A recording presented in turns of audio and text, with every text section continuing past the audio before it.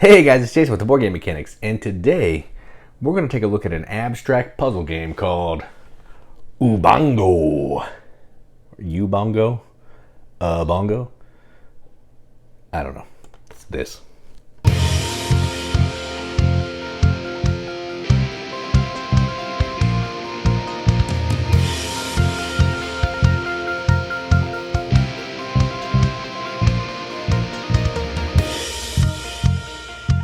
Ubongo is a puzzle-style game for 1 to 4 players from KOSMOS Games. And in this game, what you're trying to do is you're trying to race against the timer, which I think is 1 minute. I'm not 100% sure. You're trying to race against the timer to use these certain pieces to fill in the empty spaces on your board. Sounds easy. And some of it is easy until you go to the hard side, which we're not going to see in this overview because I don't want to feel like a moron.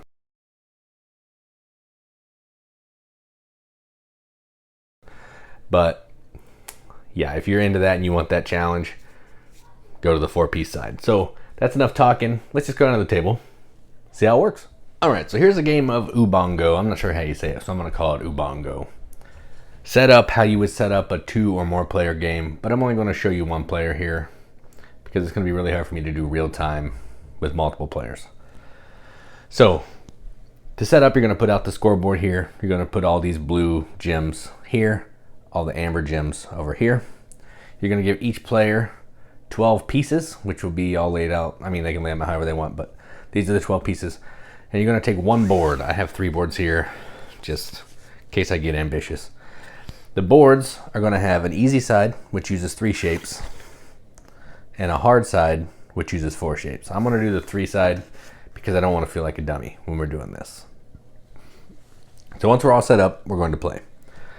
Playing is pretty easy. What you're going to do, someone's going to roll the die. You're going to flip the timer and you're going to grab all the pieces. So in this case, it would be the face. So this down here. I would grab all the pieces here. So this one, and this one.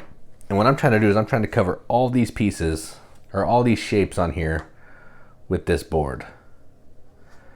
So I would just try to figure this out the best that I can, so I can get it. So if I had this, I could do this. Before the timer runs out, I would say Ubongo. And if I did it first, then I would get the blue gem. And I would also get to reach into the bag and get out another gem. So I would have gotten out a red. So if you look on the board, amber's 1, green's 2, blue's 3, red's 4. So that was the first turn. Next player will say would have gotten this one. All right, then we'll go ahead and play through another round. I'm not actually going to do the timer just because that's crazy, but so I'd take another board. Then someone would roll. We would get the snake. We'd flip the timer. I'll go ahead and flip the timer, but it's not going to matter if I get it done. So we'll do this one. We'll do this one. We'll do this one. Same kind of thing. We're trying to fill it out the best we can. So we would do it like this, like this, like this, and I would yell Ubongo, and I did it before the time. I would take this if I was first place, and I would get another gem out of the bag, and I get another blue. So basically what you're going to do is you're going to go through all this, 9 rounds, play it exactly the same way as I did with these 2 rounds to have the timer.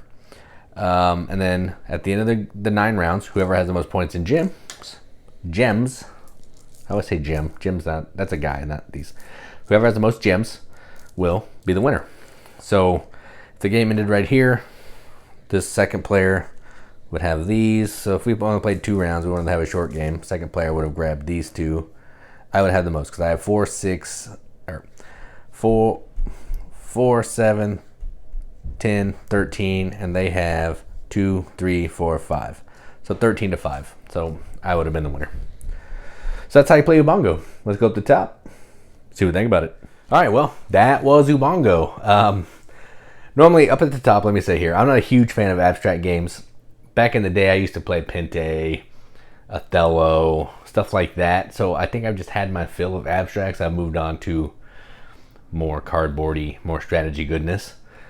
That being said, this game is awesome.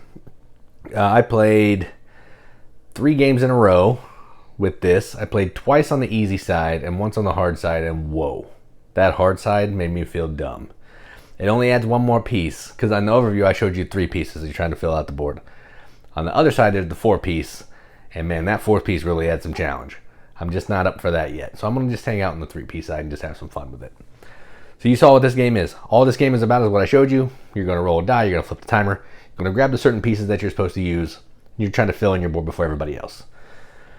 And that's it. So in a solo game, you're going to kind of do the same thing, but you're going to see how many boards you can complete in 5, 10, or 15 minutes. So there's no gyms involved. You're just trying to, race to beat more boards. In a 2, 3, or 4 player game, you're going to use gems. So if you're playing a 2-player game, the first 2 people to get done are going to get bonus gems off the board. So the blue for the first player, amber for second, and they're each going to draw a gem from the bag. If it's a 3 and 4 player game, the 3rd and 4th player will get no bonus. They'll just get a gem from the bag. So you're still going to get some points as long as you finish.